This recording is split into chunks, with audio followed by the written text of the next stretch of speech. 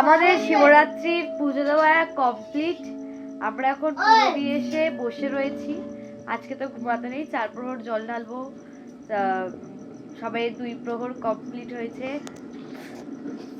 এখন রাত জাগবো কি করে? না এখানে সবাই মিলে বসে পড়েছি। আমিও আছি।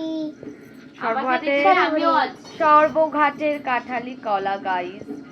যাই হোক, কিন্তু আর টিভি চলছে, টিভিও দেখবো, গানও শুনবো, গল্প করবো, রাতও জাগবো, সবই হবে।